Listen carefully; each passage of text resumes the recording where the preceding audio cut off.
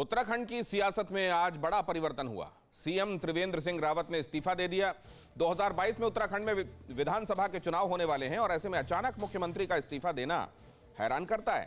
हैरानी इसलिए भी ज्यादा है क्योंकि त्रिवेंद्र सिंह के खिलाफ न किसी ने बगावत की, न ही ऐसी कोई खबर आई जिससे ऐसा लगे कि आला कमान उनसे नाराज चल रहा है। फिर क्या वजह रही जिसके चलते रावत को त्यागपत्र देना पड़ा? आखिर वो धुरंधर नेता कौन है जिसे उत्तराखंड की कमान सौंपेगा आला कमान? इसका खुलासा कल सुबह विधायक दल की मीटिंग में होगा।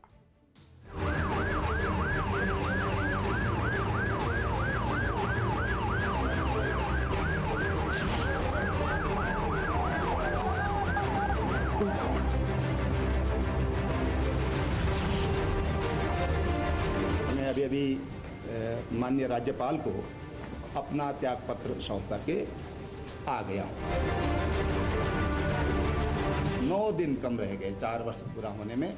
चेहरे पर मायूसी, दिल में कसक और इसी भारी मन के साथ उत्तराखंड के मुख्यमंत्री त्रिवेंद्र सिंह रावत ने अपने पद से इस्तीफा दे दिया।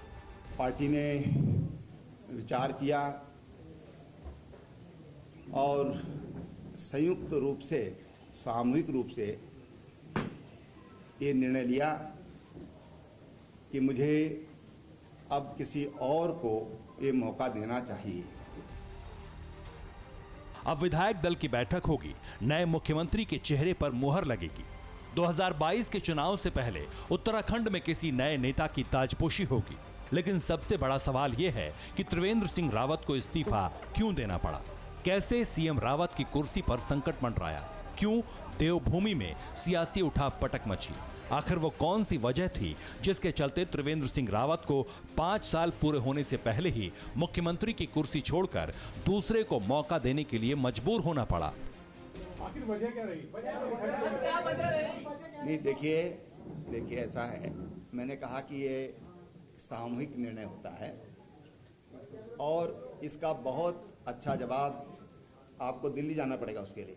वहां से आपको बहुत बहुत धन्यवाद। इस बयान के साथ ही त्रिवेंद्र सिंह रावत ने गेंद आला कमान के पाले में डाल दी और यह भी साफ कर दिया कि इस्तीफा हाईकमान के आदेश पर दिया है। मगर क्यों? आखिर क्यों बीजेपी को उत्तराखंड में बड़ा परिवर्तन करना पड़ा? आखिर वो कौन सा डैमेज कंट्रोल था जिसके चलते उत्तराखंड में सीएम का चेहरा बदलना पड़ा? न सीएम रावत के खिलाफ कोई बगावत की खबर आई और न ही उत्तराखंड बीजेपी के कोई नेता त्रिवेंद्र सिंह रावत के खिलाफ खड़े हुए। बावजूद इसके त्रिवेंद्र सिंह को सीएम पद से त्यागपत्र देना पड़ा। लिहाजा इस इस्तीफे की इनसाइड स्टोरी क्या है? कई सारे विधायक जो है मुख्यमंत्री से नाराज भी रहने लगे थे। एक वजह यह भी बताई जा रही थी कि मुख्यमंत्री उपेक्षित नजरों से विधायकों को देखते थे और वो विधायकों से सही तरीके से मिल नहीं पाते थे और उनका काम नहीं करवाते थे, ऐसा विधायकों का आरोप है, जो कि उन्होंने केंद्रीय पर्यवेक्षक के सामने अपनी बात कही। तो क्या विधायकों की अनदेखी त्रिवेंद्र सिंह रावत पर भारी पड़ी? क्या सीएम से बीजेपी विधायक और मंत्री नाराज थे? क्या इसी नाराजगी को भांपते हुए बीजेपी हाईकमान ने उत्तराखंड में पर्यवेक्षकों की टीम को भेजा? क्योंकि खबर यह भी सामने आ रही है कि देहरादून पहुंचे पार्टी पर्यवेक्षकों ने भी अपनी रिपोर्ट में सीएम बदलने की बात का जिक्र किया, जिसके बाद त्रिवेंद्र रावत को दिल्ली तलब किया गया और फिर इस्तीफा देना पड़ा। उत्तराखंड का नया सीएम कौन होगा, किसे देवभूमि का सिंहासन मिलेगा, ये भी तय तो दिल्ली में होगा, लेकिन इसकी घोषणा देहरादून में होगी। मगर बड़ा सवाल यह है कि सीएम पद की रेस में कौन कौन है, किसे लेकर अटकलें लगाई जा रही हैं, वो भी आपको बताते हैं।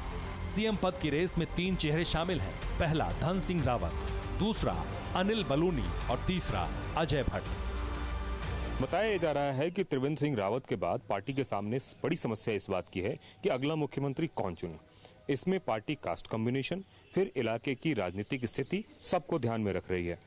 यह भी बताया जाता है कि उत्तराखंड की राजनीति में गढ़वाल और कुमाऊं 2 जगह हैं, जिसमें गढ़वाल के लोगों की धनक ज्यादा है और खास करके इसमें राजपूत कम्युनिटी की, क्योंकि वक्त कम है और काम बहुत अधिक है।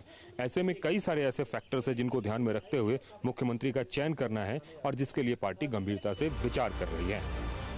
हालांकि अभी किसी के नाम पर मुहर नहीं लगी है, ये सिर्फ एक कयास है जिन पर चर्चाएं चल रही हैं। लेकिन जिस तरह से बीजेपी के केंद्रीय नेतृत्व ने त्रिवेंद्र सिंह रावत को हटाया है, उससे इन अटकलों को हवा मिलती है कि अगले साल विधानसभा चुनाव में बीजेपी एक नए चेहरे पर दांव लगाने जा रही है। देहरादून से कुमार कुंदन और दिल्ली से आमोद राय के साथ ब्यूरो रिपोर्ट TV9 भारतवर्ष। फिक्र आपकी, सोमवार से शुक्रवार रात 9 बजे सिर्फ TV9 भारतवर्ष पर।